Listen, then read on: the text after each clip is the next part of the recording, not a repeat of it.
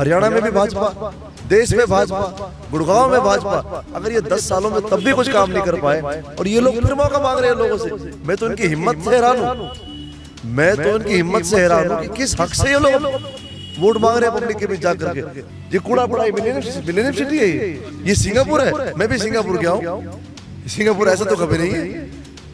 ये कहते हैं सिंगापुर से और दुबई से कंपेयर करते हैं। अरे भाई कौन से सिंगापुर गए पता नहीं है लोग।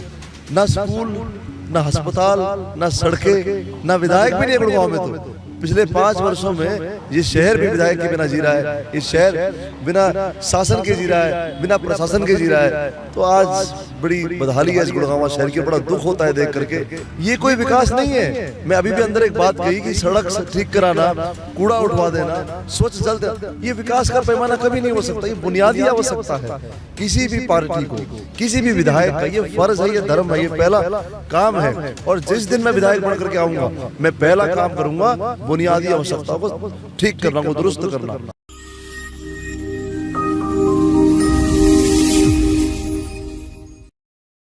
हरियाणा विधानसभा चुनाव प्रचार के लिए तमाम प्रत्याशी अपनी अपनी जनता के बीच जा रहे हैं। गुड़गांव विधानसभा में हम पहुंचे हैं और गुड़गांव विधानसभा से कांग्रेस के प्रत्याशी मोहित ग्रोवर हमारे साथ हैं। उनसे हम खास बातचीत करते हैं और जानते हैं कि चुनाव प्रचार कैसा चल रहा है, किन मुद्दों को लेकर वो जनता के बीच जा रहे हैं और किन मुद्दों पर वो जनता से वोट मांग रहे हैं। मोहित जी, सबसे पहला सवाल यही कि कैसा माहौल लग रहा है आपको, कैसा चल रहा है चुनाव प्रचार?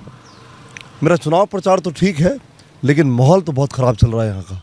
मैं सेक्टर 5 में इस वक्त उपस्थित हूँ और यहाँ के सड़कें देख लो, या आपके सामने कूड़े की देख करके मेरा दिल दहक गया कि यहाँ के लोग कैसे यहाँ पर रिहाइश कर रहे हैं।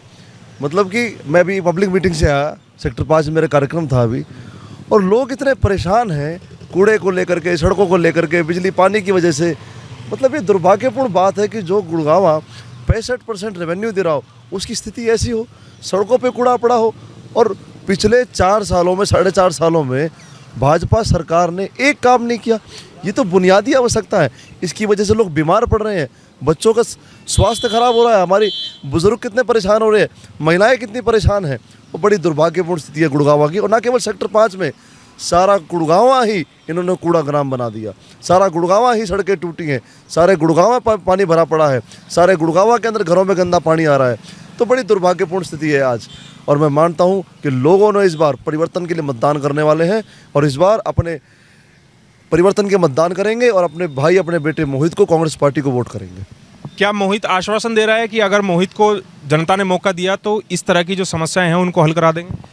100% हम काम करने के लिए आ रहे हैं जी। कांग्रेस ये कोई विकास नहीं है। मैं अभी भी अंदर एक बात कही कि सड़क ठीक कराना, कूड़ा उठवा देना, स्वच्छ जल देना, ये विकास का पैमाना कभी नहीं हो सकता। ये बुनियादी आवश्यकता है किसी भी पार्टी को, किसी भी विधायक का। ये फ़र्ज़ है, ये धर्म है, ये पहला काम है। और जिस दिन मैं विधायक बन करके आऊँगा, मैं पहला काम करूँगा बुनियादी आवश्यकताओं को ठीक करना, को दुरुस्त करना। सड़क, सीवर, बिजली, पानी, कूड़ा, ये कोई समस्या, इनके लिए भी अगर मैं काम ना कर सका तो क्या फ़ायदा विधायक बनने का, या क्या फ़ायदा मैं किसी संवैधानिक पद के ऊपर बैठूँ? मुझे कोई अधिकार नहीं है। तो मैं आज आपके चैनल के माध्यम से एक बात कह रहा हूँ कि जिस दिन कांग्रेस पार्टी की सरकार बनने जा रही है और जिस दिन मैं विधायक बन के आऊँगा जनता जनार्दन के आशीर्वाद से, सबसे पहले इन बुनियादी आवश्यकताओं को ठीक करूँगा और इस शहर को आगे बढ़ाने के लिए जी जान से काम करूँगा। आप अपनी सभाओं में जाकर इन मुद्दों का जिक्र भी करते हैं। जनता आपसे क्या मुख्य डिमांड कर रही है? क्या यही बुनियादी सुविधाएं सबसे पहले जनता मांग रही है या और तरह की कुछ समस्याएं भी आपके सामने आ रही है चुनाव प्रचार के दौरान? देखो, सबसे महत्वपूर्ण तो 5 समस्याएं हैं, लेकिन उससे भी ज़्यादा कई लोग कहते हैं एक भी सिविल हॉस्पिटल गुड़गांव के अंदर नहीं। जो गरीब परिवार गुड़गांव में रहता है, उनके लिए, उनके बच्चों के लिए पढ़ने के लिए कोई बेहतर स्कूल व्यवस्था नहीं।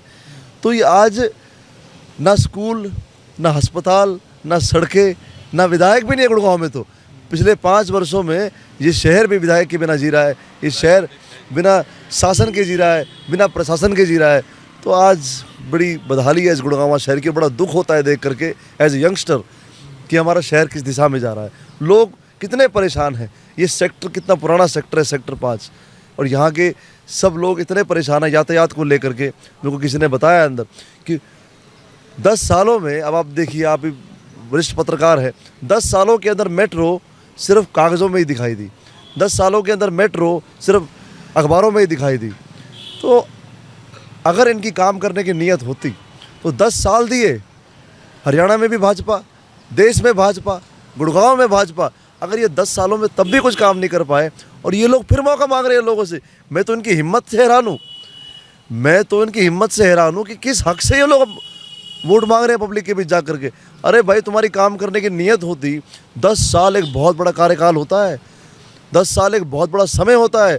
अगर आपकी काम करने की नीयत होती, इरादे होते, तो इस शहर गुड़गांवा वास्तव में सिंगापुर बन जाता।